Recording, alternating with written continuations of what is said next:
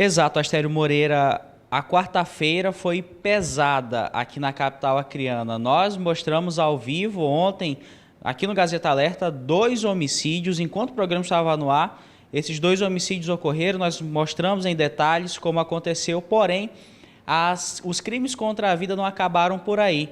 Isso porque já no final da tarde houve também um terceiro homicídio na Cidade do Povo, sem contar com tentativas de homicídio que foram registradas. Eu vou conversar com o delegado da DHPP, Alcino Ferreira Júnior, ele que vai dar mais detalhes a respeito das mortes dessas pessoas, que foram 2 adolescentes de 15 anos e um homem de 36 anos.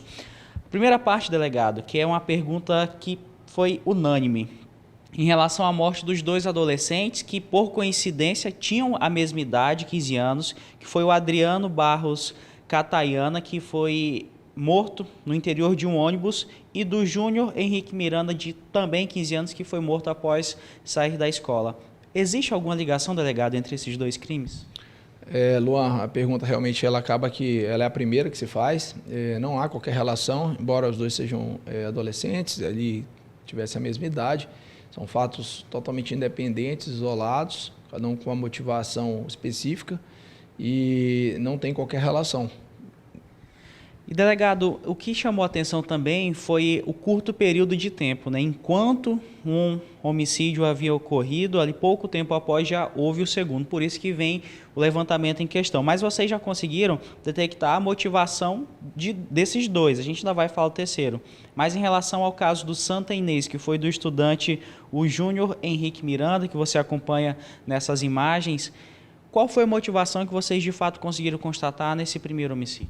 Luan, como você falou, esses casos aconteceram ontem, né? E os casos eles ainda são investigados, a gente tem um prazo, é muito precoce para a gente fechar aqui já uma investigação, mas a gente pode adiantar que houve uma alusão, né, desse menor aí, no caso do bairro Santa Inês, é uma alusão à facção rival, que acabou sendo feito numa rede social.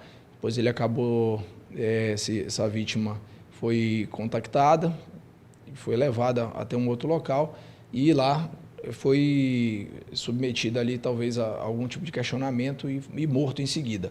E que já não é o caso, por exemplo, o caso do Tancredo Neves do ônibus, que já envolve uma situação familiar, um problema dentro da própria família e que gerou uma vingança aí por parte, né, de um dos parentes aí mais velhos. Então essas investigações elas estão acontecendo.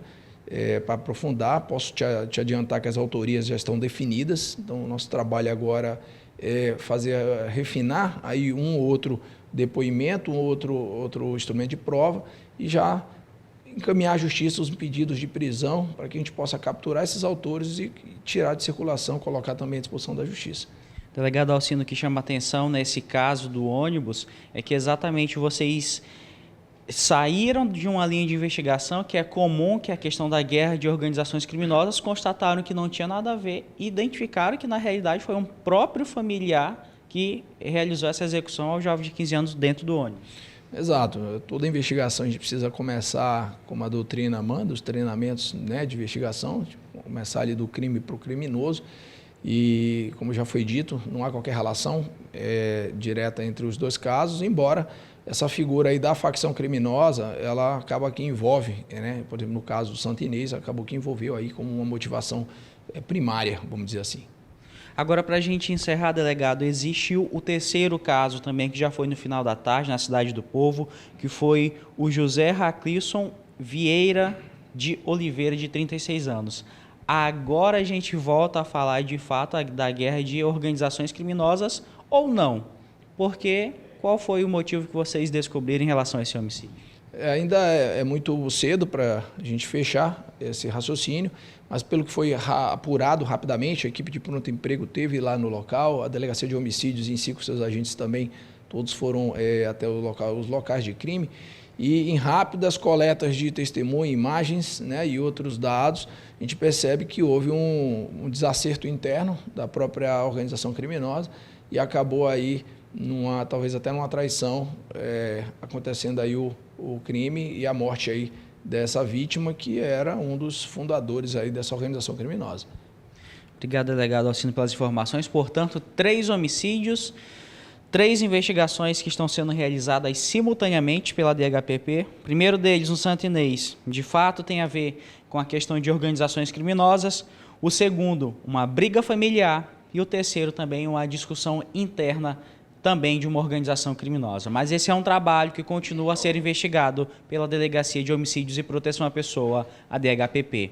Com imagens de Clério Tamorim e Luan Rodrigo, para o Gazeta Alerta.